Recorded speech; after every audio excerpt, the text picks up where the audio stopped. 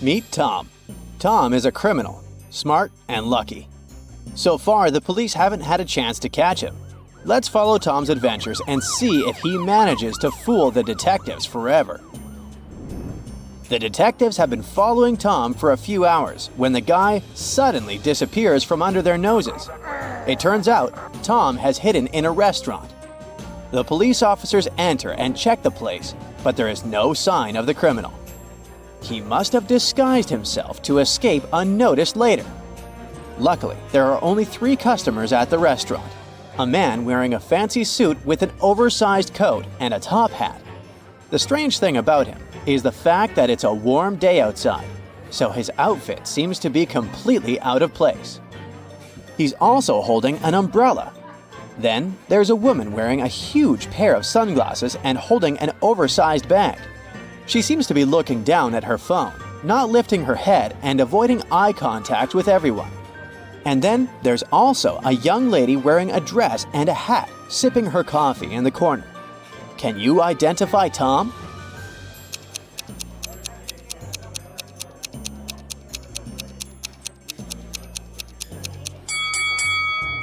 Tom is disguised as that young lady drinking coffee. Look, even though this person looks like a lady, they're wearing black men's shoes.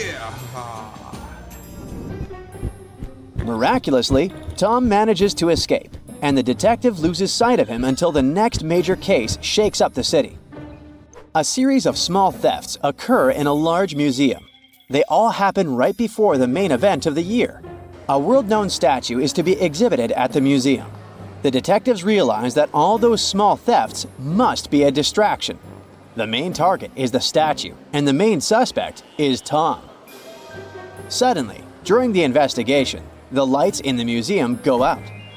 The detectives hear some wild noise coming from a distant hall.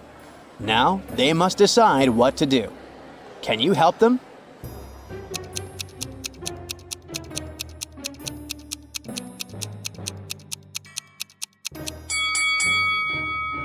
Tom is smart. He indeed organized the blackout to divert attention from his real goal, the statue. But his plan failed. The detectives decided to stay near the main exhibition area where the statue was displayed, rather than going to investigate the reason for all that noise. Since then, Tom has become a rather infamous and wanted criminal. And shockingly, some people use this fact for their own selfish purposes. One day, a woman calls the police. She is in tears. She tells them that at night, someone broke into her house. By the time the woman plucked up her courage to go downstairs, the thief had already taken all the valuables. When she looked out of the window, the man was running away. The woman says she's sure it was Tom. Even though it was still dark outside, she understood it was a man, tall and thin, with dark hair, wearing a V-neck t-shirt and resembling the city's infamous criminal. The police immediately realize that the woman staged the burglary and is trying to frame Tom. How have they figured it out?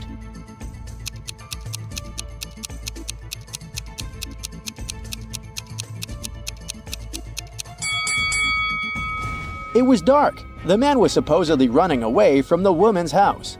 Then how could she understand he was wearing a V-neck t-shirt and looked like Tom? So, Tom hasn't committed any burglaries yet, but he still decides to lie low and leave the country for a while. He goes to Argentina and starts crossing the border with Bolivia every day, changing cars almost every time. The local police find it suspicious. They believe Tom smuggles stuff, but they can't figure out what exactly they should look for. There's never anything suspicious in Tom's cars, even after thorough checks. How does Tom smuggle things without being caught by the police?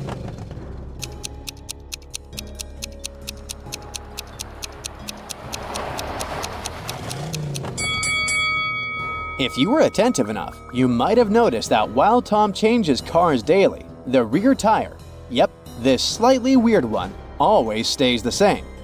Tom uses it to hide smuggled goods. One day, Tom gets into a trap while trying to steal a collection of diamonds from a huge mansion.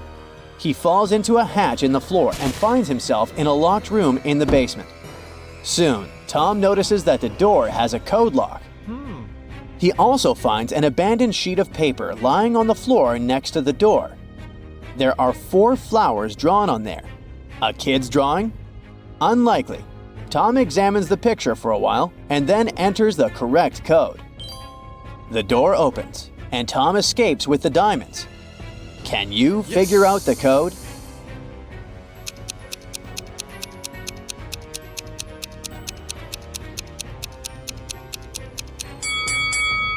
Tom counted the petals on each flower. The number of the petals corresponded with the digits of the code. So, the code was 3854. Tom decides to take a break and visit his friend Logan, who is also a criminal with a wicked sense of humor. Logan loves riddles. In the evening, he challenges Tom to get the key to the room where he keeps some stolen goods. If Tom manages to do it, he can take as many valuables as he can carry. Tom enthusiastically agrees, and Logan drops the key in the bucket filled with cold water. Tom's task is to get it, but he can't touch the water or use anything to pull the key out.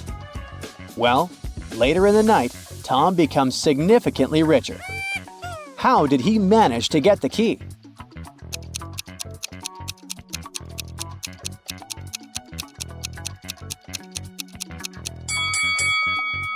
Tom set the bucket on fire. The water started to boil and soon evaporated. After that, Tom picked the key up and the treasure hunt began. One day, Tom realizes that the police are on his tail. He rushes to the nearest hair salon. He wants to have his hair dyed, hoping it'll help him change his appearance. At first, the administrator tells him there are no available hairstylists. But after Tom's pleas, she makes a phone call and tells him she has found another hairdresser. The criminal is happy, but in the process, it dawns on him that the hairstylist is fake and even dangerous. How has he figured it out?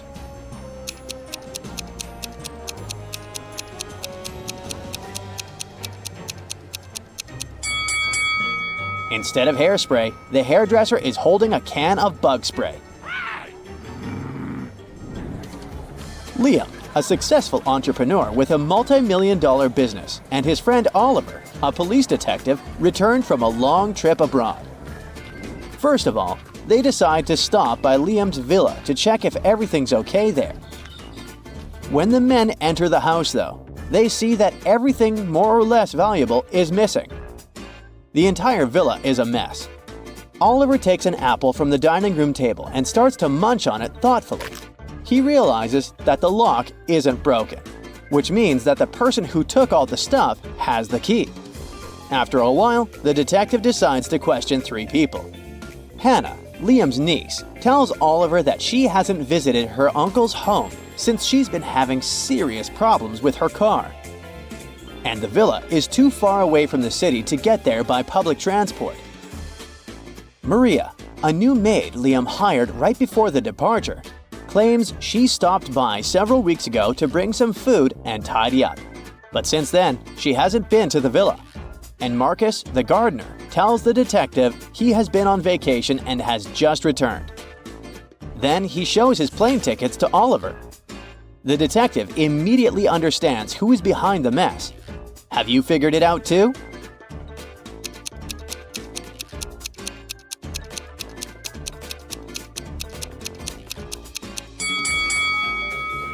It was Maria, the maid. She said she'd brought food several weeks ago, but the apple Oliver grabbed from the table was perfectly fresh. Now, here's a plot twist. By a strange coincidence, Oliver is also one of the detectives investigating the cases our Tom is involved in. And now, Oliver is arresting the maid, knowing very well that she is an impostor. It's actually Tom, dressed as a woman. The detective has finally captured the most wanted criminal in the city. But how did he figure out that the maid is Tom in disguise?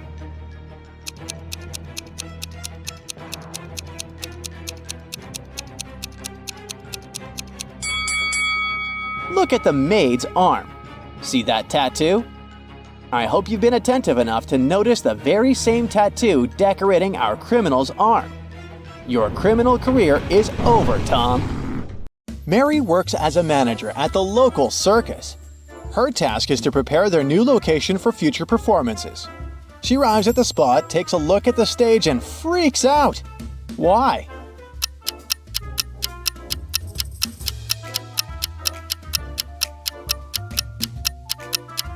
Take a closer look at the sign. It says citrus, when it should say circus. Oh my. Jerry and Michael went out for a boat ride and got into a bit of trouble. Both of their boats are slowly sinking. Which boat do you think will sink first?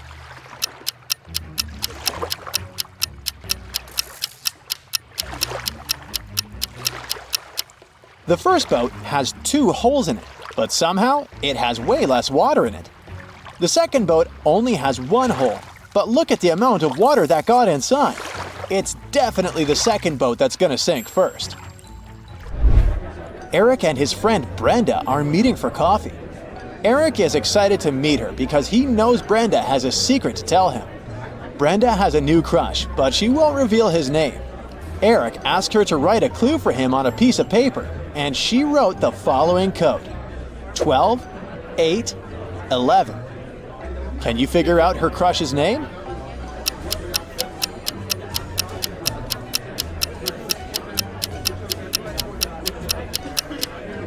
The numbers imply 3 months: December, August, and November. If we take the first letters of each month, we'll get the name Dan. Mandy, an off-duty private investigator, went to have lunch at her favorite cafe. There she saw 3 people that called her attention. She quickly noticed that one of them had probably been poisoned. Take a look at the image. Can you tell who it was?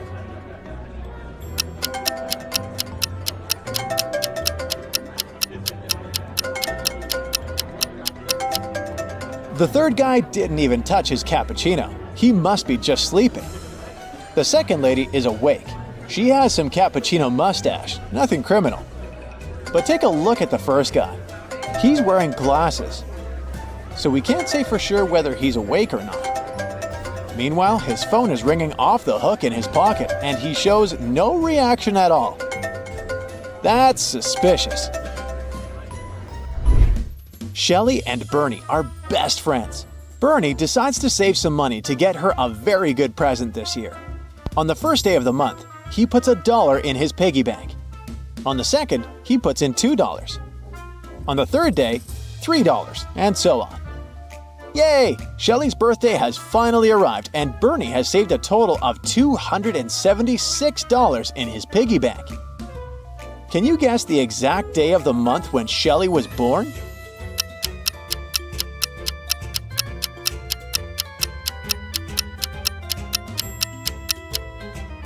Shelly's birthday is on the 23rd day of the month. The easiest way to crack this riddle would be to simply add the numbers until we get 276. Mandy and Oliver have a thing for abandoned mansions that look haunted. So on a Friday night, they went to visit one. The house was falling apart and they could hear a cry coming from it. Mandy decided to enter through the main door, while Oliver went straight to the basement. Take a look at the image. Who's in greater danger?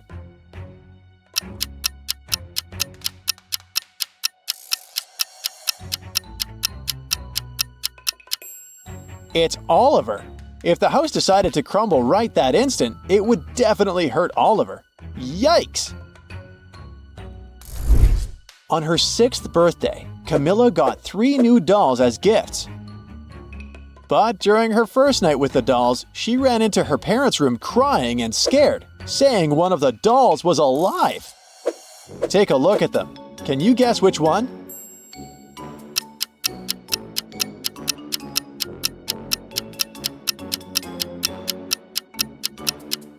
Let's see. The first doll has glowing eyes, but that's just a fun feature. You can see her clothes also have the same thing. The second doll looks normal. But the third doll has wrinkly skin and her face has changed since Camilla first saw her. That's the one. It was Jenny's first day at her new job. Since she had so much to do, she only went down to the cafeteria to eat lunch very late in the afternoon. By that time, there weren't many options left. Take a look at the picture. What's Jenny's safest choice?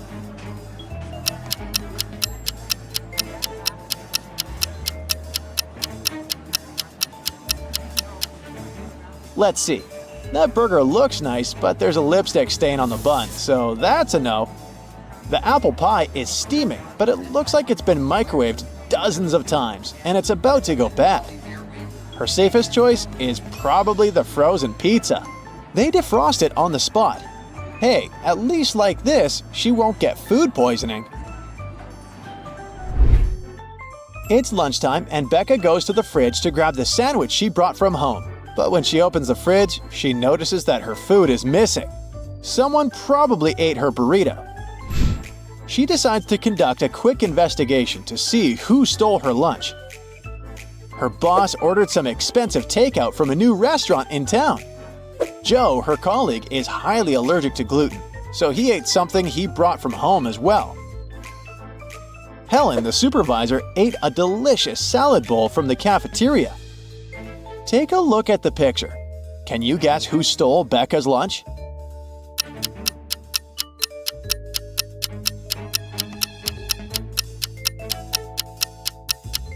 It was Joe. His hands are all swollen. He probably ate the burrito even though he's allergic to gluten. Yikes! Lucy was wandering through a forest when she stumbled upon a magical portal. Suddenly, she found herself in a mystical realm. There, she came across 3 talking animals: a fox, a raccoon, and a rabbit. One of them had swiped her magic amulet, which she needed to get back to her world. You know for a fact that the thief always lies, while the others tell the truth. The fox said that he didn't do it. The raccoon said it was the rabbit, but the rabbit denied taking the amulet. Can you help Lucy figure out which animal took her amulet?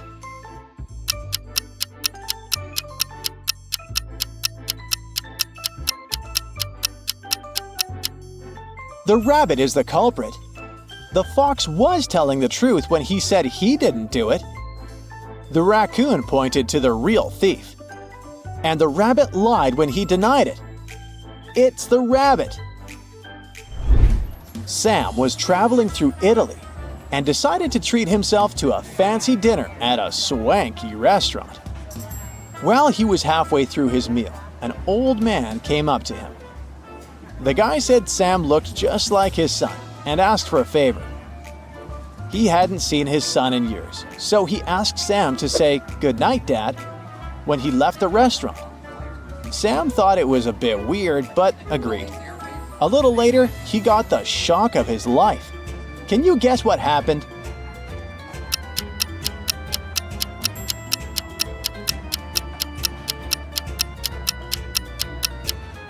Sam got stuck with the old man's bill. The old man had told the waiter to hand the bill to his son. Oh no, can't believe he fell for that. Harry is an events producer. His stomach starts to growl after so much hard work, so he goes to look for some food. He walks into a store where 2 chefs are baking cakes, but here's the catch. Only one is safe to eat. Take a look at both of these delicious-looking cakes. Which one is safe?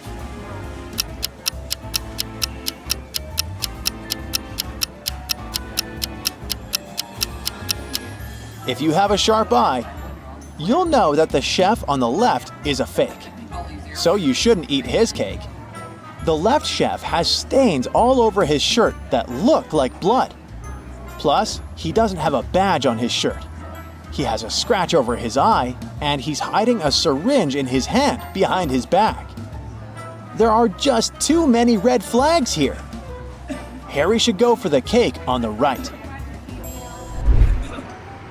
Mia is traveling, and she just arrived in a new city. Most of the hotels were booked since it was summertime, so she only found available rooms in an old house. There were 3 rooms for her to choose from. Take a look at the picture. Which one should she pick?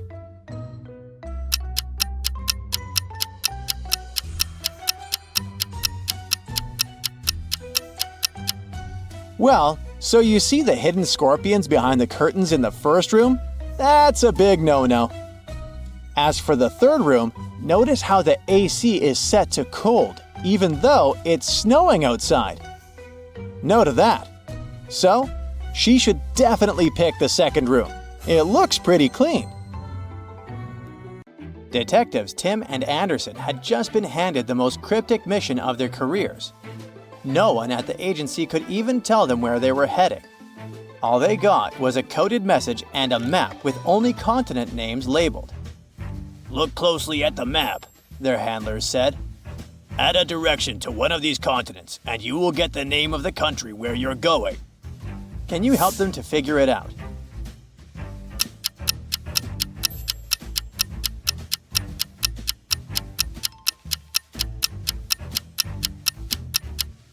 It didn't take them long to crack it.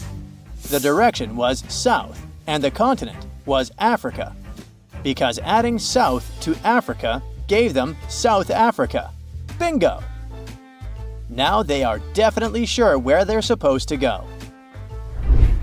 Their next set of instructions would come from an informant during the flight, so they boarded and spotted 3 men sitting next to them. Can you tell which one is their guy?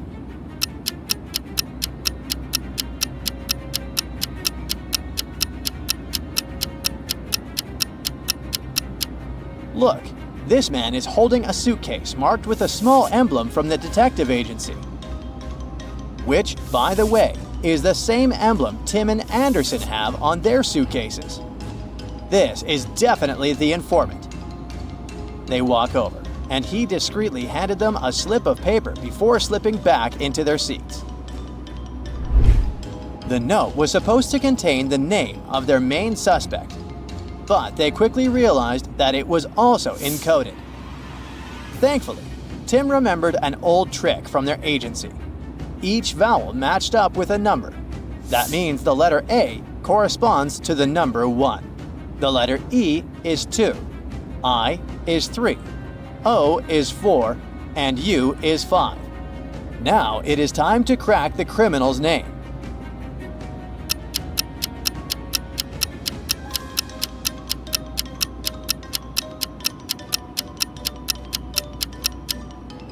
The name is spelled out as Nico Nacho. Of all names, Nico Nacho, Anderson chuckled, but they knew better than to underestimate him. Nico was notorious in the underworld for his crafty disguises and dangerous alliances. When they touched down in South Africa, they found out that Nico ran a restaurant as his cover. A taxi driver agreed to take them there, but only if they guessed which of the taxis belonged to him. Then, he handed him this encoded message. Can you tell which taxi the detectives should choose among these 3?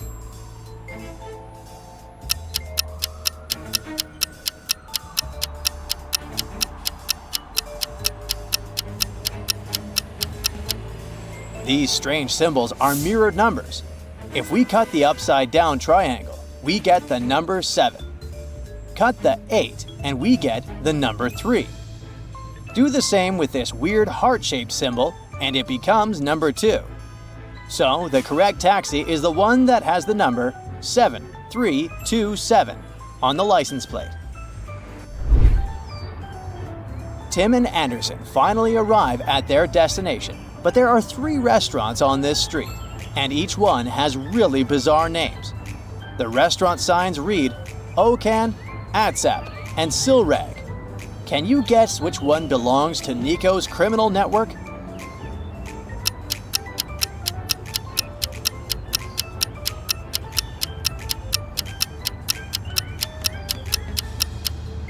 A quick flip of the words told them everything they needed to know. Reading it backwards, Silrag turns into garlic. Atsep is pasta. And Okan spells nacho.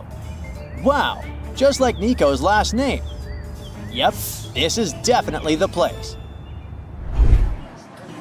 They walked into the shady restaurant, but to be honest, it looked pretty ordinary. So they asked the manager to check the security camera footage from the night before, after the place closed.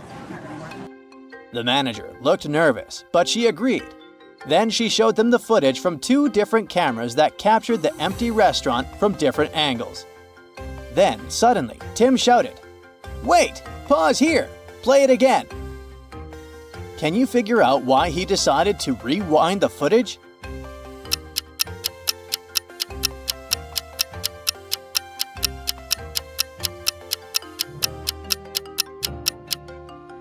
Both cameras had the same timestamp, but one showed the piñata hanging from the ceiling moving, while in the other one, the piñata didn't move at all. A possible explanation is that the criminals erased some footage, so the video looks like it's paused. And look over there. In this footage, they can see a sketchy door. Something is definitely up with that. Maybe they wanted to hide who went in there. Tim and Anderson get inside that door and spot a staircase leading to the basement. Heading down, the stairs seemed to stretch endlessly. When they reached the bottom, they were confronted by a chilling sight. 3 cages, each containing a captive surrounded by dangerous animals. So the 2 of them got a message on their phones that said, "You can save only one. There is no time to save them all." In the first cage, a person stood stock still as crocodiles swam beneath, their beady eyes watching, waiting.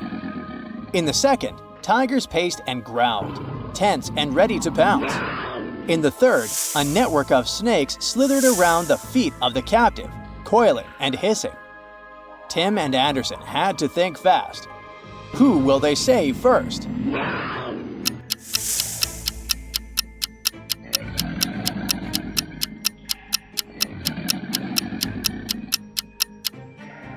Let's see. Crocodiles are not as aggressive unless provoked. The snakes are likely venomous, but as long as the person stayed calm, they'd have a little time. The tigers, though, they were actively circling, clearly hostile, and seconds away from attacking.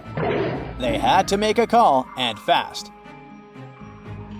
In a split second, they went for the person surrounded by tigers, pulling them free just as one of the tigers roared. But they got the person out in time. Phew! Sorry, but the other victims will have to wait a bit longer to be rescued, because when they looked back, the detectives saw a hooded suspect sneaking out of the basement. Tim and Anderson took off running after him. They chased him hard until the suspect reached a dead end. The detectives shouted, "Stop right there!" But then they realized they were actually the ones who were in danger. But how?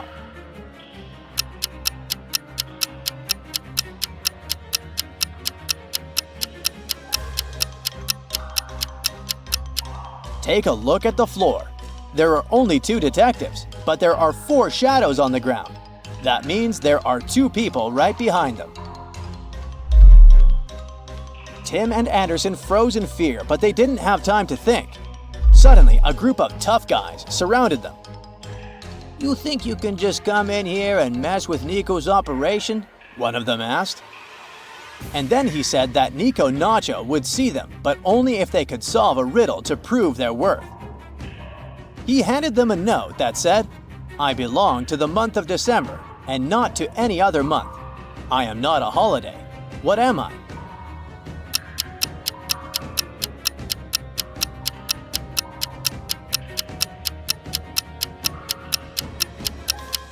What the criminals didn't know was that Tim was a pro at riddles.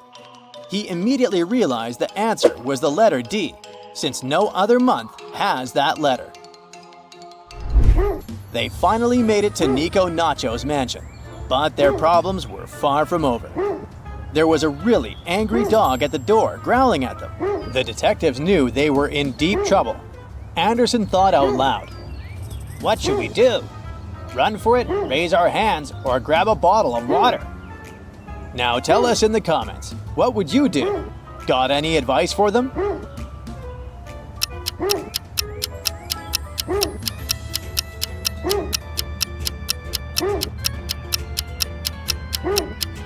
Running or raising their hands could freak the dog out even more, making things way more dangerous.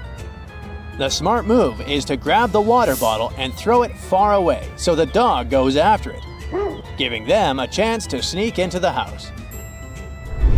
And that is exactly what they do. As soon as they step into the main room, Tim and Anderson take in the decor, glance at each other, and realize something feels really off. What did they notice?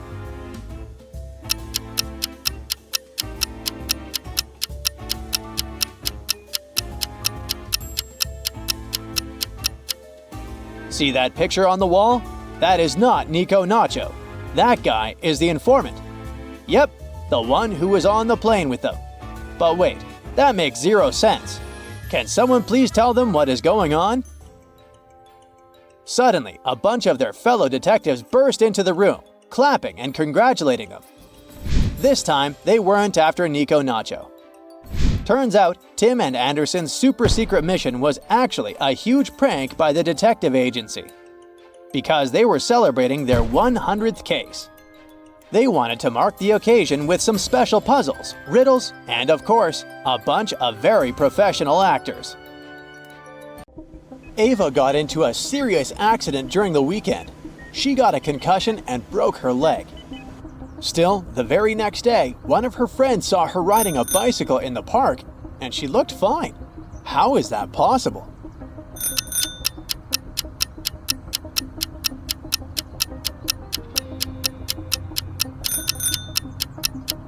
Look, the girl who got into the car accident has a tattoo on her ankle. The girl on the bike doesn't.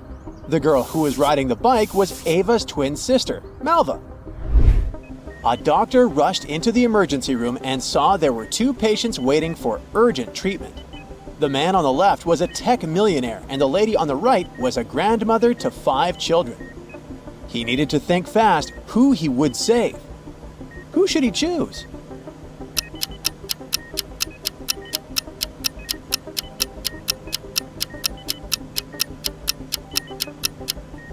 He should choose the grandmother. The man on the left has a phone next to him. He could call someone else for help. 3 scientists went to research in the Amazon forest. Bianca had some trouble with the harsh weather, but felt it was worth it in the end. Pablo had a great time photographing the wildlife for his social media page, and Helena got to study a rare species of carnivorous plant. On the last day of their trip, passing through airport security, one of them got caught trying to take something in their backpack. Take a look at the picture. Can you tell who it was?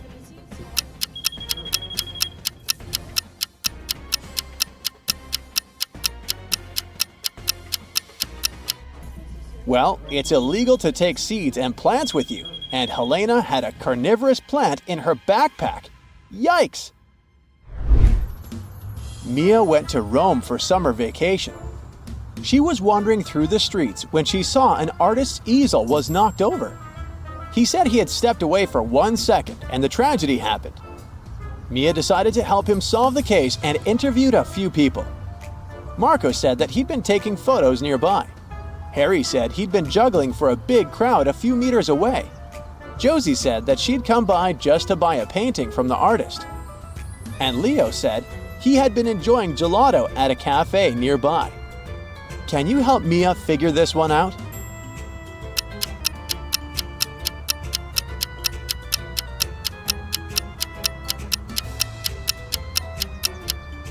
Well, look at Harry's backpack. There are some art supplies sticking out of it. He must have created a distraction to steal it. Yikes! Barbara invited her colleague Sabrina for lunch at her place. Sabrina was surprised she thought Barbara didn't like her. But Barbara went all in for their lunch. She even cooked delicious tuna. She split the fish in half, and each of the ladies ate their portion. A few hours after lunch, Sabrina ended up in the hospital with severe food poisoning. After a thorough investigation, the police popped over at Barbara's house and arrested her. But how is this possible?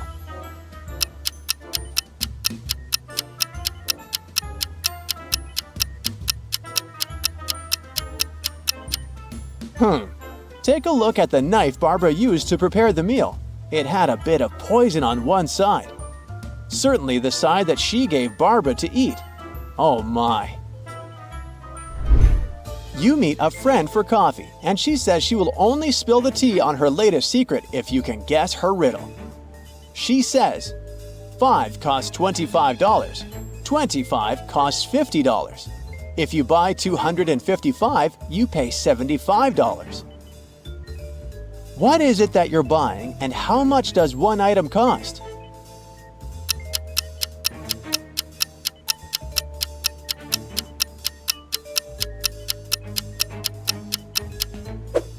You're buying door numbers, and each number costs $25.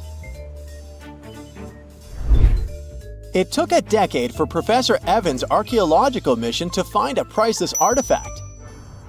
The professor stored it safely in a vault. The team celebrated the win with a bonfire and went to sleep. The next morning, the artifact was gone. Professor Evans decided to investigate the robbery herself. Jack said he spent the last 2 hours cataloging the pottery they had found earlier. Olivia claimed she spent the last few hours in the rest area getting some sleep. Mark mentioned he'd been repairing the digger all morning. Professor Evans immediately figured out who took the artifact. Can you figure it out too?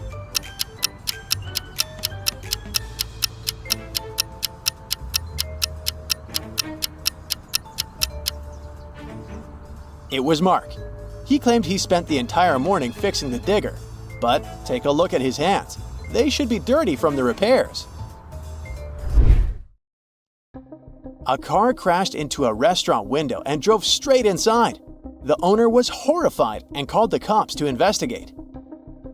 There were 2 main suspects, Julia and Bernard. Each of them claims it was the other person who is the culprit. Take a look at the image.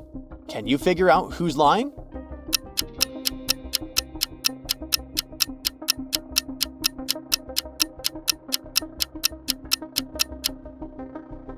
It's Julia.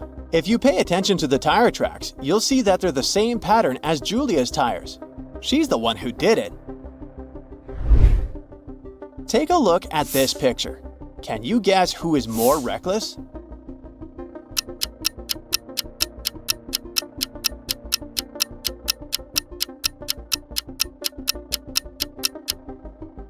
Let's see. On the first pic, we see a little kid on the beach playing near the water. His super muscular dad is in the background talking to a couple of women. In the second pic, the little kid is playing catch with a not-so-friendly dog. But hey, his dad in the background is paying close attention. It's safe to say the dad on the first pic is more reckless. You are in Greece, exploring some of the country's ancient ruins. You get lost from your group and find the entrance to a hidden cave. You come across a mysterious chamber with 4 massive doors, each with a unique symbol. Beside it, there is an ancient scroll. When you open it, you find a message that tells you to trust that your mind knows the fleeting nature of time. The first door carries the symbol of a shield. The second door has a crown.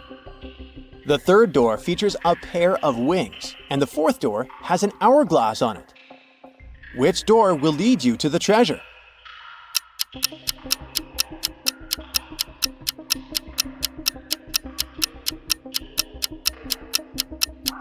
The fourth door, the one with the hourglass. The clue was in the last phrase, the fleeting nature of time. It's the hourglass. You walk into a diner and there are 2 very suspicious clients indoors. And one of them is actually a criminal. Who is it?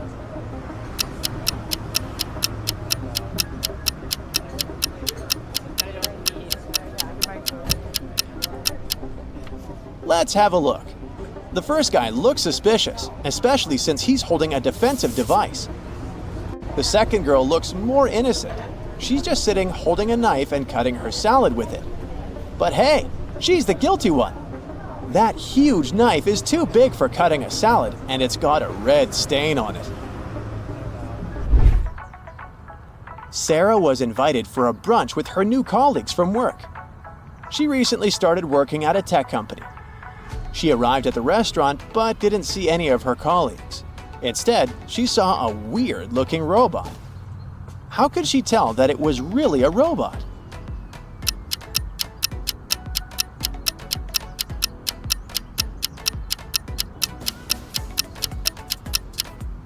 I know it looks like a person, but hey, look at her wrists.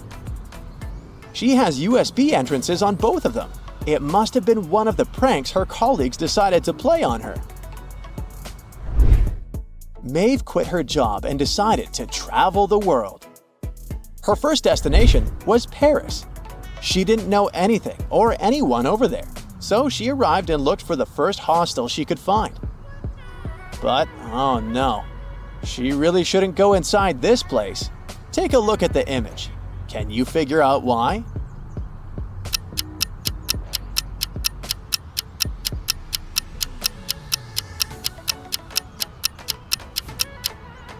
This hostel is haunted. There's the shadow of a ghost on the top window. I definitely wouldn't go in. One late summer evening, a thief broke into a renowned artist studio and stole a rare painting. He didn't manage to get too far though, because a security patrol passed by while he was escaping. The thief stashed the painting under a thick bush and hid behind a nearby wall. The artist was quick to notice they had been stolen and called Detective Summer for help. The detective soon gathered two suspects. Take a look at the picture. Which guy did it?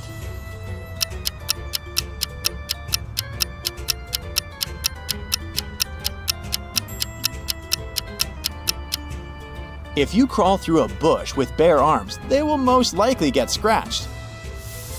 Take a look at that second guy's arms. They're covered in scratches. He must be the culprit. Once, an expedition set up camp in the middle of a desert. They decided to spend a few days in that place. But when they woke up, their truck had disappeared. Luckily, they had enough food to last a week, but no power and little water. 3 days later, one of the members of the expedition disappeared. The leader of the team questioned the remaining people. Logan said he'd been walking around the camp trying to find water. Joanna said she'd been playing games on her smartphone. Samantha claimed she'd been sleeping all day long to save energy. And Nick said he'd been preparing a report in his tent. Can you figure out who's lying?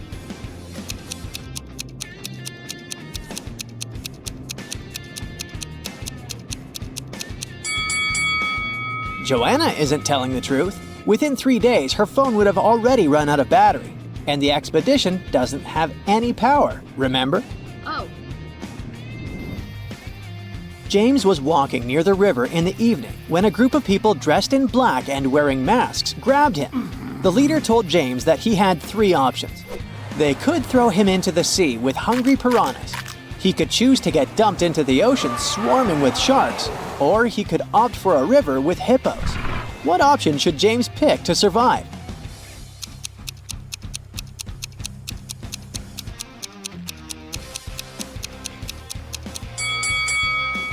Piranhas only live in fresh water. The guy should pick the sea with piranhas. Yeah! Ah, look at the groom. It seems he might not live long enough to become a husband. Oh no! One of these ladies has bitten him. Which one was it?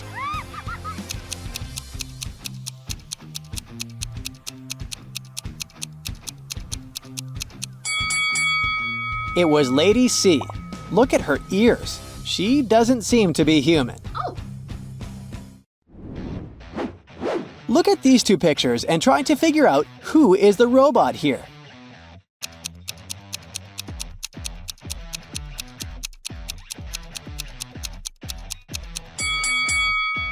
Despite their unusual tattoos, the girls are humans. The robot is actually the cat in the picture on the right. Have you noticed that it's charging through a USB port on its side? Oh. Students knew they would have an exam on Monday, but their professor refused to tell them the exact time. Every time they asked, they got a weird reply. If 11 plus 2 equals 1, 10 plus 6 equals 4. If you manage to figure out the answer, you won't miss the exam. Do you know when the students should meet with their professor?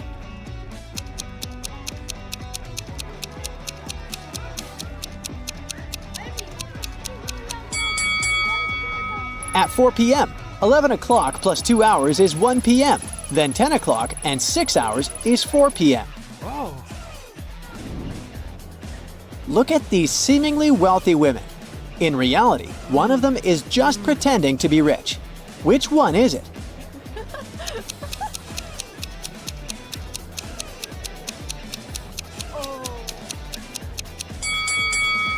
It's the lady on the left. Her bag is fake. The label claims it's Goosey when it's supposed to be Gucci. Oh my god. Mark is locked in a room. There are 4 doors there. The guy has entered through one of them and he can't use it again. The first door leads to the room with high voltage wires hanging above the wet floor. Behind the second door, there's a water-filled room swarming with sharks. And the third door hides a room where acid flesh-melting rain is falling from the ceiling. Which door is the least dangerous and can give Mark a chance to escape?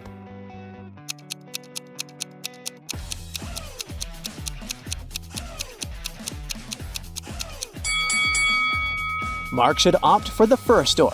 It'll be safe if Mark doesn't let his body come into contact with the wires and the wet floor at the same time. Now, try to crack this tricky riddle. It's nothing but holes tied to other holes. At the same time, this thing is as strong as steel but not as stiff as a pole. So what's your idea? What is it?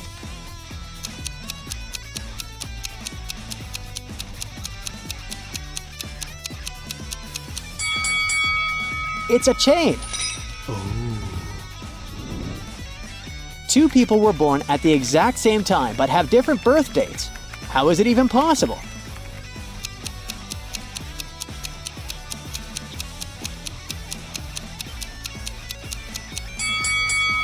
These people were born in different time zones in different places in the world.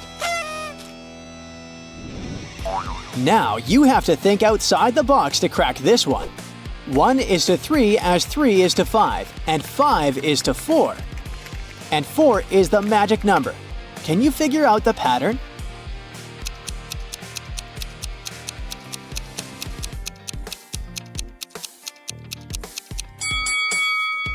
The word 1 has 3 letters, the word 3 has 5, and the word 5 consists of 4 letters. But the word 4 has 4 letters in it. And whatever number you try, eventually you'll come back to 4. And the game will end there. Mira inherited an old house from her granddad. When she was exploring the cellar, she came across a massive wooden door. She opened it and saw a small room with 3 bags and a note. One of the bags has $1 million and the others are empty. You can only open one bag, so think carefully. Oh god. Mira also noticed there was a message on each bag. The first bag claimed, "The cash is not here." The message on the second bag was, "The cash is not here." And the third bag said, "The cash is in the second bag." If only one message is true, which bag has the money?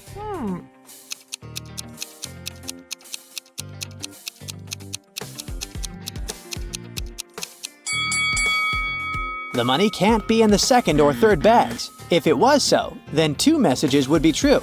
It means the money is in the first bag. William took part in a game show and ended up as one of the 2 contestants to make it to the finals. He came up to the table with 3 cups on it, but only one of these drinks was safe to try. The other 2 were poisoned, and even though a mistake wouldn't cost William his life, the consequences would be unpleasant. The drinks were tea with sugar, cappuccino, and hot chocolate. Which one should William choose?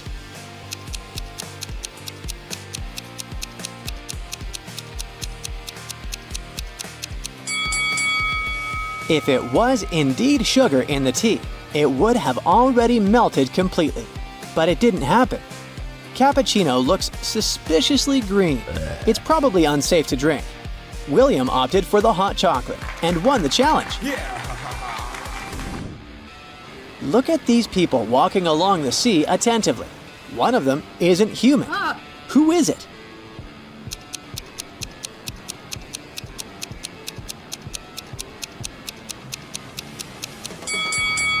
It's the young guy in the middle. He has no shadow. Creepy. When you look for something, you always find it in the last place where you search. Why is that?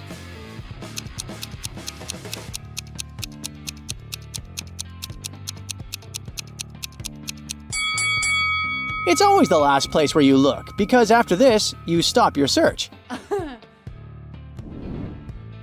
One of these ladies is a sporty man's wife. How long will it take you to guess which one it is?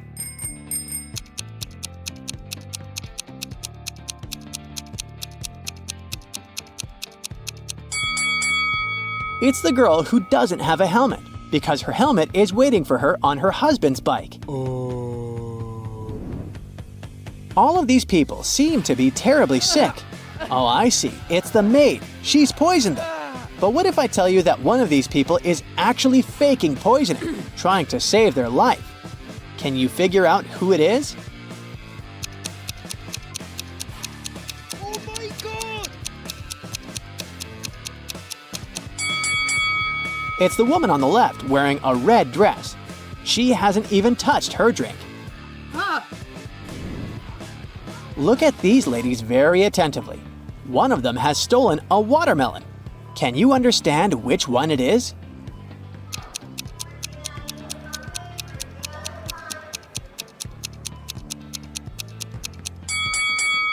It's the woman on the right. The watermelon is actually peeking through her clothes. You're walking through a forest when you see a big lake. In the middle of the lake, you notice 3 cages floating on the surface. Inside, there are 3 people. Adam's cage is blocked by a huge chunk of ice. Luke's cage is locked with a massive padlock. And on top of Helen's cage, there's a container with boiling water. You can help only one of them. Who should you pick?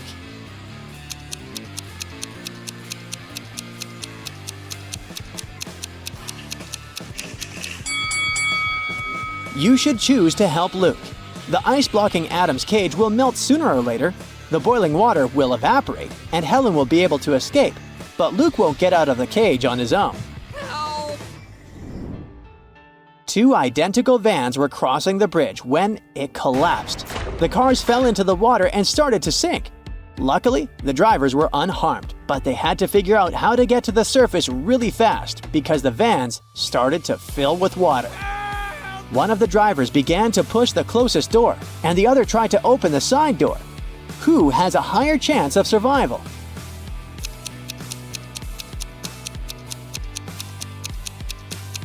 Help!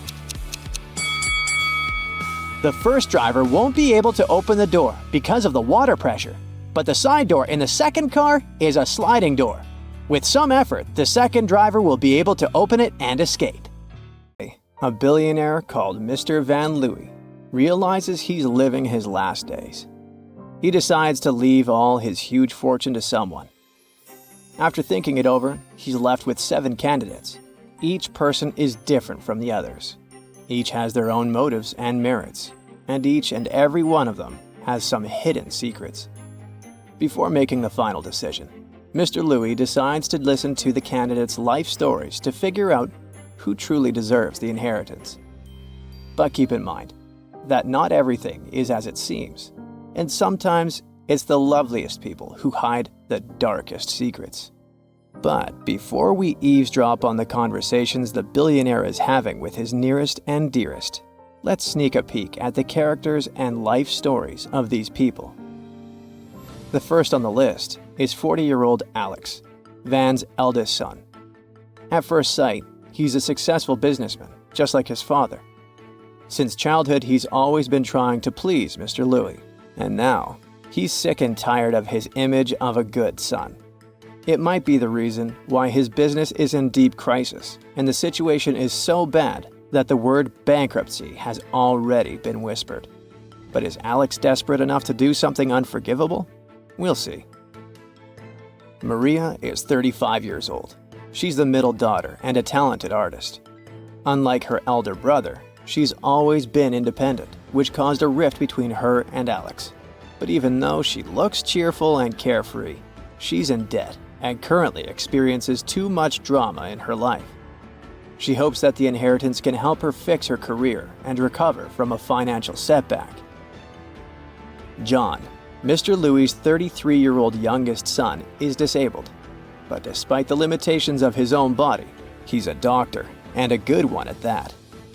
He is devoted to his profession and spends most of his time in hospital helping people. Van has known his best friend, Helen, since they were kids. Helen is 65 years old, and she's been with him through many ups and downs. At the moment, she's working as a volunteer, helping those in need. She hopes she'll get the inheritance. She's always speaking of opening her own shelter for homeless animals. Peter, who is 50 years old, is Van's trusted business partner and confidant, who has always helped Mr. Louis in all his endeavors. Peter seems to be dedicated to his work, and it might even be true. But his true intention is to take over Van's company after the man passes away. Is Peter eager enough to speed up this process? We'll see, I guess. Anna is 28 years old, and she's Mr. Louis' housemaid. She's been working for him since she was 20 and has earned a reputation of a modest and hard-working young woman. Anna has got a small son, and she dreams that he will study in the best college in the country. That inheritance could come in handy. And finally, we've got Max, Mr. Louis' bodyguard, who is 37 years old. Even though he's extremely charming, Max seems to be the black sheep, since he spent 7 years in jail when he was younger. No one but Mr. Louis knows the real depth of his crimes. Max seems to regret his past and does everything to make amends. Now, let's sneak into the billionaire's bedroom, where he speaks to all these people in turn. When Alex enters, his father doesn't waste a second. I know about the problems with business you're experiencing. I don't think leaving you all my money will save the day. Alex objects. I must admit that my company is nearing bankruptcy, but what you don't know is I have my own charity fund, which needs a lot of funding. I really need this money to keep helping people. Maria carefully enters her father's bedroom and greets him. She says, Dad, I'm so sorry I haven't been by your side recently. The billionaire remarks, Yes, I know you've been very busy with your social life. It's not that. I opened a school for young artists and was busy there. Is this explanation enough to excuse a daughter neglecting her father? We'll see. John slowly and clumsily enters his father's room. He heavily sits in the chair near Van's bed. Dad, I'm so sorry to hear about your state. If only I could help you. Mr. Louis interrupts him. Even if you could, you wouldn't, because you're the reason for my condition. John is terribly shocked. What are you talking about? Don't play innocent. Now I know you've been poisoning me for years. You've got access to rare medicines and you use it to your advantage. Exasperated, Van Louis invites the next visitor. Helen enters with a sad expression on her face. My dearest friend, I'm so sorry to see you like this. I'm also sorry I didn't visit. I was busy at the volunteer center. But the billionaire doesn't seem to be happy to see her. Do you think I don't know about your gambling addiction? I know what you want to spend my money on after I pass away. Definitely not on an animal shelter. After all that shouting, Peter feels nervous. He suspects that Van knows about his plans and dishonest schemes. And he's right. But what he hears next makes him freeze. Peter, my loyal partner. I know you wanted to lay your hands on my business, but I also know that recently you've abandoned this idea. I'm aware of all those cases in which you negotiated with our clients to save the company and its reputation. I know that you spent your own money to solve the issues my business had. Thank you. When Anna enters the room, Mr. Louis smiles kindly. How is your son? I know you're dreaming of getting that inheritance to help your kid. I also bet you want to lead a luxurious lifestyle and drive an expensive car. But you must understand that I have my own children and I need to take care of them. Anna exclaims. Of course, I understand, Mr. Louis. I don't need all those riches. My only wish is for you to get better. Eventually, Max comes to talk to Van. Hey, Mr. Louis, I feel so bad about your condition. How can I help you? You've helped me enough, Max. You have literally saved my life countless times in drastic situations. But now, you can be sure that I won't reveal your secrets. I'll take them with me to the grave. After talking to each of the candidates, Mr. Louis was left deep in thought. Should he leave his money to his eldest son, whose life was dedicated to pleasing his father? Should his daughter get the inheritance? Despite her image, she's actually bringing a lot of good to this world. Should Van forgive his youngest son, or should he report him to the police? Should he help Helen? After all, despite all her flaws, she's his oldest friend. Should he reward Peter, or should he help Anna ensure a bright future for her kid? Maybe he should show Max how much he appreciates his loyalty. The billionaire is at a loss. He drinks his medicinal tea and finally comes to a conclusion. He slowly and with great difficulty gets up from his bed and shuffles to the door. He opens it and sees 7 people. All of them are waiting for his verdict. So, what do you think? Who will Mr. Louis leave all his money to? Think twice, or maybe even thrice, since there are many worthy candidates. And now, get ready for the great reveal. Van Louis decides to leave all his inheritance to Anna. All because the billionaire is actually the father of Anna's son. Now the little guy and his mom don't need to worry. The kid will get the best education. A bright future awaits him. What Mr. Van Louis doesn't know, though, is that the boy's father is actually Max, the charming ex-criminal who stole Anna's heart many years ago. The spaceship Vanguard is traveling through space to a distant planet to start a new home for humans there. There's 1 captain on board and 7 crew members. Each of them has unique skills and jobs that can come in handy on a new planet. Suddenly, the ship experiences a decompression, and it becomes clear that the escape ship only has room for 6 people. The captain has to make a tough choice. He needs to decide who can be more useful in this new society. But there's also a moral side to this dilemma. The first crew member is James, a 42-year-old engineer. He is a natural leader and never loses his temper. He had to leave his wife and 2 sons back on Earth. James hopes they'll be able to join him on a new planet when the time is right. The next crew member is Stacy. She is 29 and biology is her main passion in life. She can start a garden from 1 seed, but doesn't accept criticism and always speaks up when she doesn't like something. This makes her relationships with other people complicated. She hasn't talked to her parents for years, and she often mentions plants are better than people. Geologist Tom is 36. His brain is like a map of natural resources. If you give him enough time, he can find oil and gas on any planet, even if everyone else says it's pointless to try. Tom can get stubborn at times, but that's because he always wants to reach his goals. He's a modest man who doesn't like to talk about himself. Maybe he has some secrets to hide. Allison is one of the oldest of the crew members. She is 48 and works as a doctor. Her survival skills and medical expertise are priceless. One of her best qualities is that she can handle any extreme situation perfectly fine. Yet she doesn't like the company of other people, and sometimes her comments reduce people to tears. Many years ago, she even lied to her sister to break her engagement. Next, we have a 25-year-old AI researcher, Matt. He believes the future belongs to technology, and since he's a master of tech, he'll rule the world. Matt loves intrigues and is very much into history. He's always the first to ignite conflicts and then watch them from a safe distance. It's impossible to make him say sorry or admit his fault. Helen is a 44-year-old psychologist. She always puts others first, and people often misuse it. She can heal souls. Isn't that important for stressful times of setting up a new society?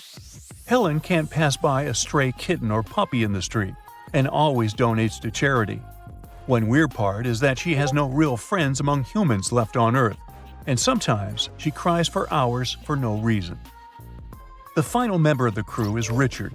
He is 23 years old and works as a sociologist. He is a perfectionist and likes to overanalyze things. At the same time, he has some unique charisma and can solve a conflict with a smile. He makes the best jokes and keeps the crew entertained on this long interstellar journey. There's just 1 hour left before complete decompression. The captain needs to decide whom to leave on the doomed spaceship and whom to take to the escape vessel. He decides to ask the crew which of them deserves to be left behind. James immediately calls Stacy's name.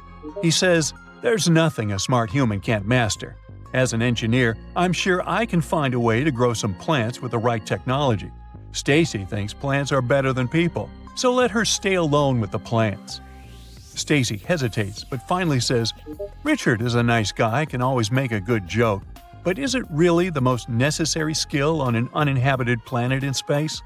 She also mentions that they should definitely take Helen with them, because she's the best person Stacy has ever met. Tom sounds like he's happy someone has to be left behind. He says, "Allison doesn't deserve to move on to a new planet. She's the oldest, and a robot trained by Matt can easily replace her as a doctor." Allison refused to name anyone. She suddenly gets emotional and says she'd rather stay behind herself because others deserve to live more than she does. Time is running out, but the captain isn't rushing it and keeps interviewing the crew like there's no danger. It looks suspicious because he should feel bad about leaving anyone behind, but it seems he's enjoying the process and his control over it. When the captain asks Matt whom they need to leave behind, Matt suddenly asks the captain about his experience. "Where did you study? What does it take to become a spaceship captain?" Everyone on board knows that Matt loves a good intrigue, so they just ignore it. The captain suddenly gets nervous and says they need to wrap things up. Matt starts typing something on his onboard computer. The captain asks Helen for her opinion, and she calls Stacy's name. Stacy looks completely shocked and says, "I thought Helen and I were best friends." Richard is the last one to speak. He volunteers to stay on the spaceship. "My contribution to starting a new life in space would be the smallest out of all the crew members. Please, tell my family I love them a lot." It's a heartbreaking moment for the crew. Everyone approaches Richard to say their goodbyes and thank him. The only one not joining them is Matt. The captain rushes them and says that the choice is obvious. They can go without a sociologist. Plus, he volunteered anyway. Suddenly, Matt jumps up from his computer and asks everyone to move away from the captain. "Impostor! He's an impostor!" Matt had enough time to check everything the captain told him, and it was all lies. Then he found the photo of the captain who was supposed to go on that mission, and it was not the one standing in front of them. Now it seems like the choice is obvious. The crew knows nothing about the fake captain and why he decided to lie to them and put their lives at risk. The captain goes into defensive mode and says they all have some secrets. He yells, "James, who claims to be a loving husband, fell in love with Stacy and made a move on her. They had a short affair, but then she rejected him, and that's why he called her name when asked who to eliminate." The captain knows it because he overheard James threatening Stacy to do something terrible to her if she tells anyone. James then says, "Helen manipulated Stacy using her psychological skills.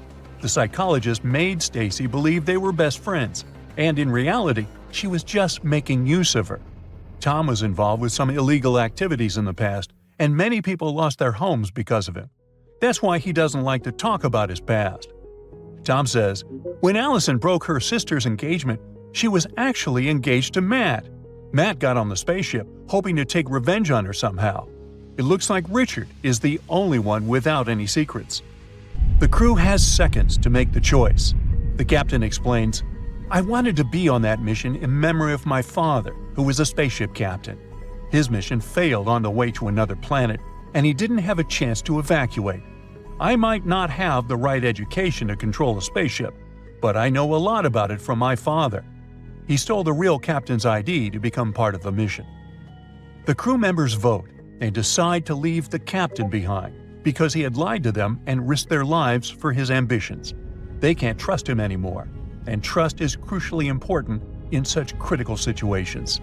Do you think they made the right decision? Let us know in the comments below. So, our guy James here had passed all the first stages of the entrance exam for the Superhero Training Academy. For the final stage, the committee was going to test if he was able to determine who to save first in urgent situations. So they showed him a few images and wanted him to decide who was really in danger. Can you help him out? Here are the first two.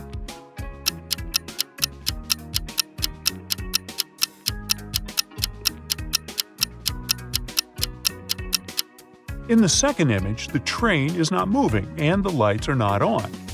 That means the man can cross without any danger. As for the woman taking a bath and trying to dry her hair, well, it's not wise to use electrical stuff in the bathtub, so James should save her first.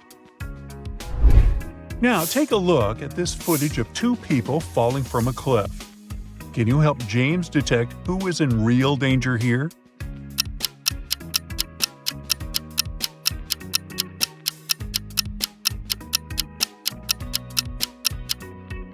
The guy holding the umbrella might appear to be falling faster than the guy holding the plastic bag. However, he's going to fall right into the water, whereas there is a sharp rock right below the plastic bag guy. So, in a situation like this, James should save him first. The last image was going to determine whether James would be accepted or not. Who should be saved first?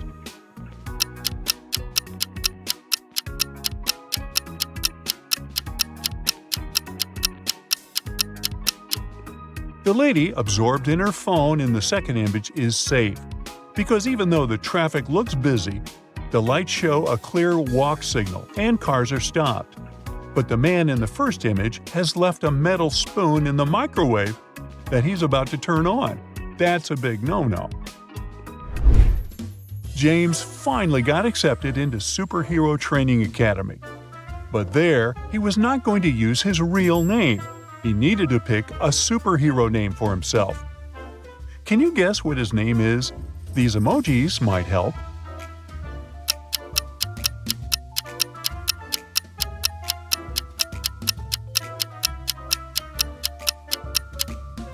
His superhero name is Thunderbolt Titan. Ooh. It was time to graduate. At the ceremony, the headmaster of the academy wanted to reward Thunderbolt Titan for finishing first in his class.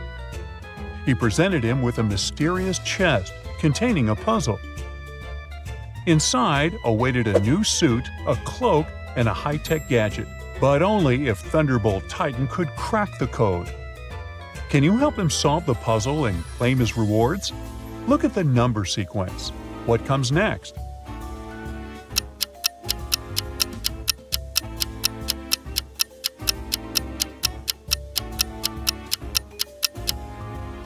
The correct answer is 7238. You just have to move the last number to the front. One day when Thunderbolt Titan was at home, somebody slid a note under his door.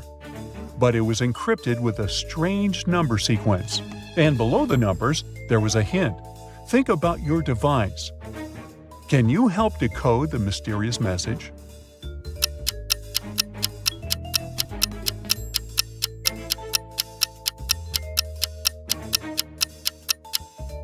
To decode this number sequence, we use a mobile phone keypad, as the hint suggests, where each number pair represents a letter.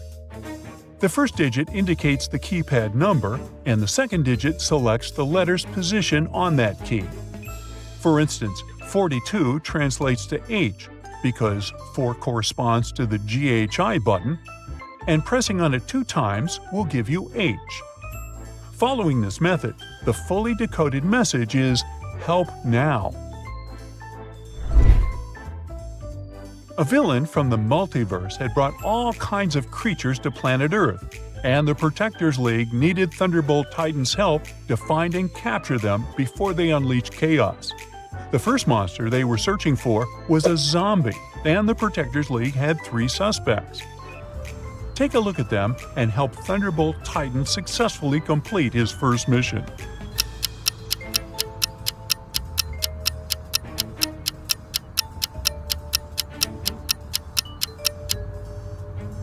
The first person looks all dirty, but she was probably working in the garden. The second lady's grocery bag is leaking juice, not blood. So the third person must be the zombie, because the living don't wear hospital tags on their ankles. The second creature the Protectors League was searching for was an extraterrestrial being. Take a look at their 2 suspects. Who is the one hiding from the League?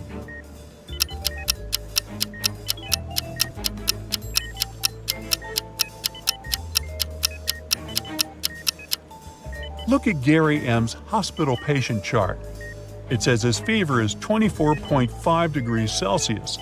A human can't have such a low body temperature. He must be the creature. Lastly, the League suspected that a robot was pretending to be a human at a college campus. They spotted 3 students who were acting suspiciously. Can you help Thunderbolt Titan figure out who the robot is?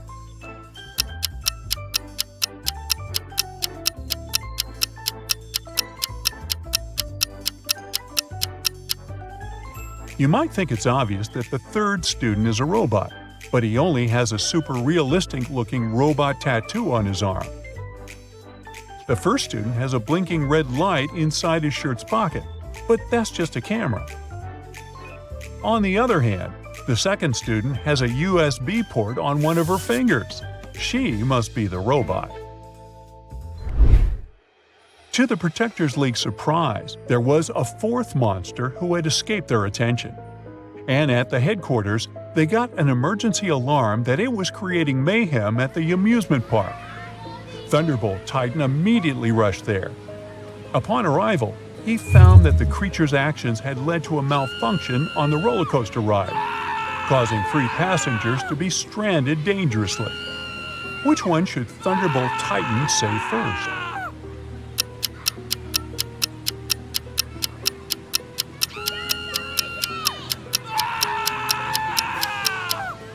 The second guy will fall first, because he's only holding on with one hand, which is actually pretty difficult to do for an extended period of time. Therefore, Thunderbolt Titan should first save him. Thunderbolt Titan had successfully completed his first 2 missions. However, the villain was not happy that he ruined his evil plans. So he captured him and locked him in a room with no exits. There was only a note that said, "Answer this riddle and you might escape." What can fill a room but takes up no space?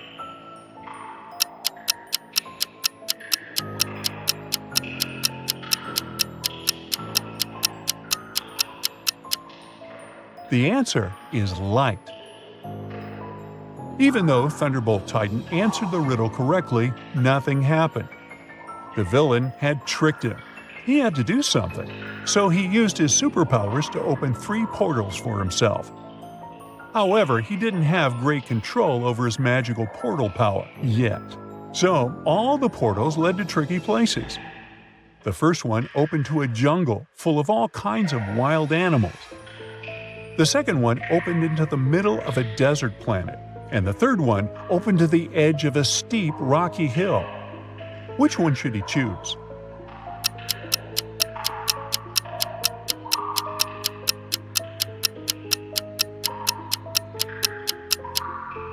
Remember the roller coaster mission?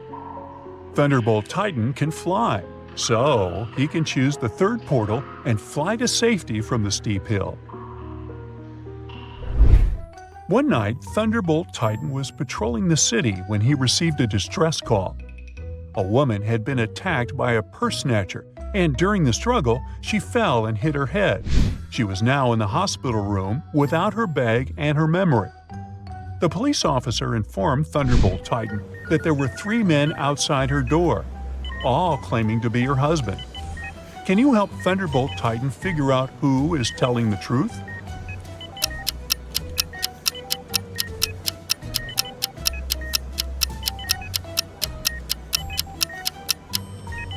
The purse snatcher might have taken her bag, but he didn't take her necklace. Look, she has an L letter pendant. And the first guy here has a neck tattoo that says Liz. He must be her husband. Thunderbolt Titan got an emergency alarm call from the Antarctica Animals Research Center. One of their beloved penguins had been stolen, and they needed his help to find the thief. After using his superhero senses, he narrowed the suspects to 3. Take a look at them. Can you figure out who stole the penguin?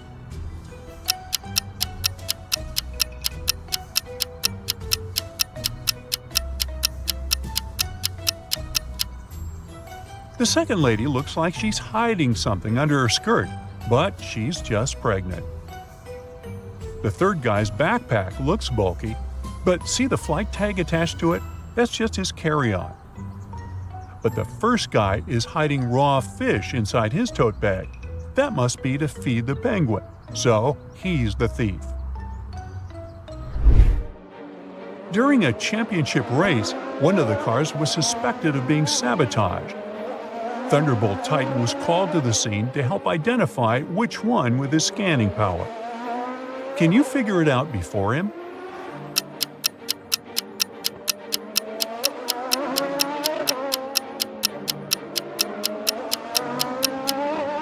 Take a look at the rear wheel of car 2. It's slightly wobbling, even though the car is stationary. Uh-oh. Inspector Lewis found the footage of a fancy dinner where a famous actress was almost poisoned. He analyzed the video and came to a quick conclusion of who was the culprit. Take a look at the image. Can you figure out who tried to poison the celebrity?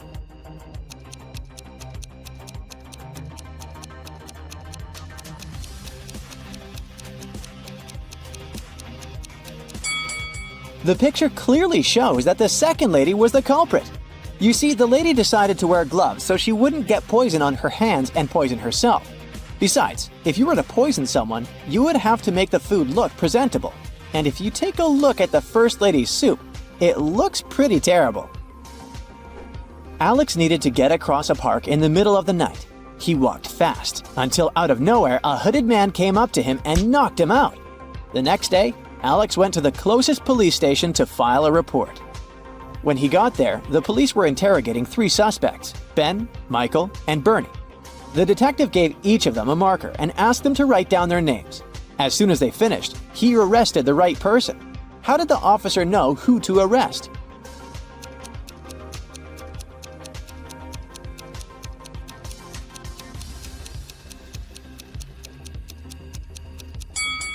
The test wasn't all that random after all. Alex was hit from the right side, so the police were trying to figure out who was left-handed. And among these 3 guys, the only left-handed one is Bernie. On a moonless night, Mary decides to watch a horror movie before going to bed.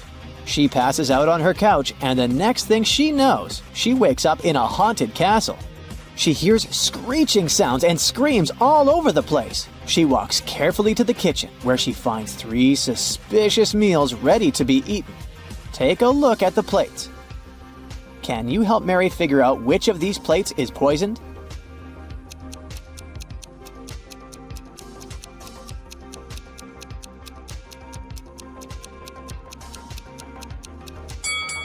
So, the French fries look relatively okay. The cake has a spider climbing on top of it. But hey, it's protein, right? But the meat, oh, the meat has a strange liquid coming out of it. That's the one that's probably poisoned. The airport police are having a lot of trouble these days. Many convicts escape prison and are trying to leave the country as fast as they can. Take a look at this image. You gotta figure out ASAP who the fugitive is.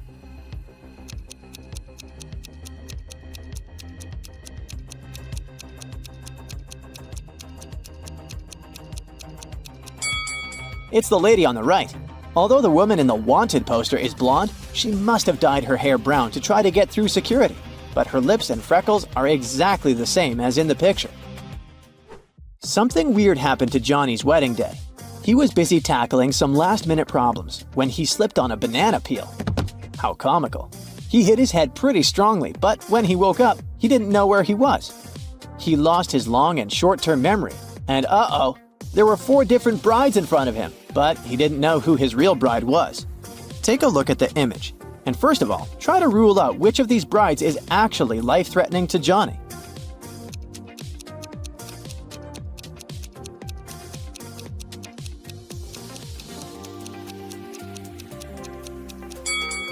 Did you see the hidden poison jar on that bride? The bride on the left is probably pretty dangerous. He should rule her out first. Jane and Brendan really didn't like each other. They were sharing a flat because they were short on money. What Brendan didn't know is that Jane had some evil plans. She planned on poisoning one of his meals, since she was the one that always prepared the food. One day, she cooked the same piece of meat for both of them. She cut it in half, ate her share, and gave him the other part. After he ate it, he started to feel really bad and was taken to the hospital. The question is, how did Jane manage to survive while Brendan got sick?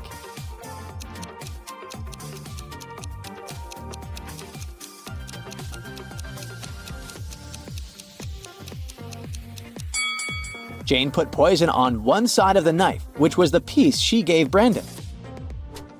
Take a look at this image. Who do you think is being more careless here?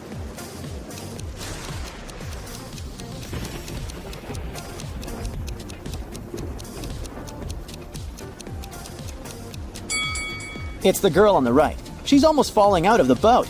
She should move to the middle and help balance the weight. And what about in this image? Who do you think is being irresponsible here?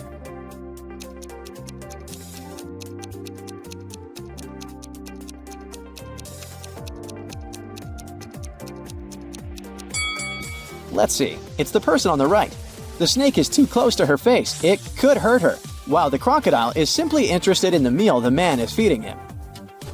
An old lady was shopping at the mall when she saw something strange.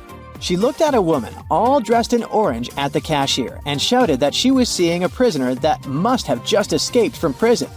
The woman in orange felt really confused, called the police, and got the old lady kicked out of the mall. What exactly happened here?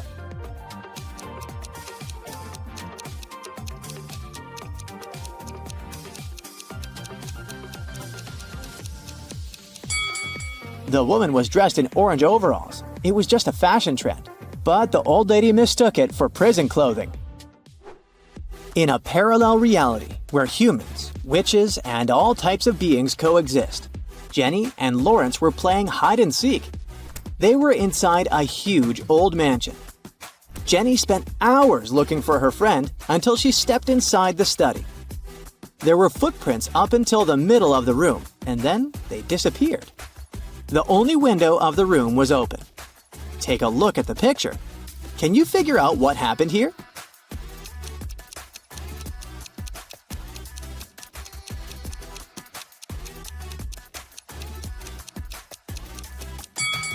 Lawrence was a shapeshifter. This explains why the footprints didn't reach the window. Plus, look at the bird food on the floor. He probably shapeshifted into a bird and escaped. Katie got lost in the desert. She walked for hours when suddenly she came across a huge oasis. But to reach the main waterfall where she could drink some water, she had to cross a bridge. There were 3 bridges leading to the same place. The first bridge was far from the ground, and its rope looked like it could rip at any second. The second bridge had some hungry-looking alligators crawling on it. The last bridge stood above a lake full of poisonous water plants. Which bridge should she choose?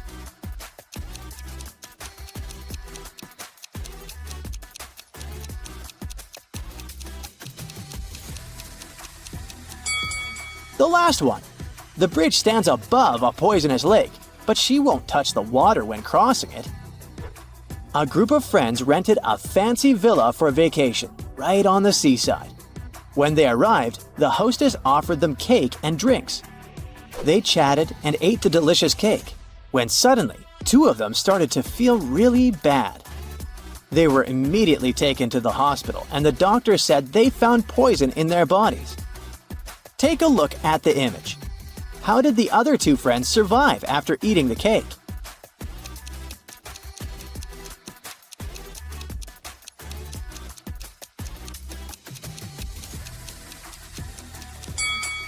That's easy. The poison wasn't in the cake. The poison was on the drinks the hostess served them. If you look closely, the friends that felt sick drank what the hostess offered them, and the others didn't. Oh my! Mark, Bray, and Livia are doing terribly financially.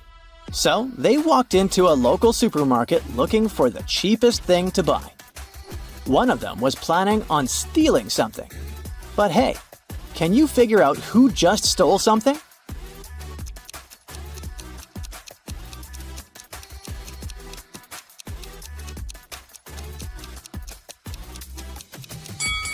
It was Livia, the little girl. She's hiding something in her shirt pocket. Can you see?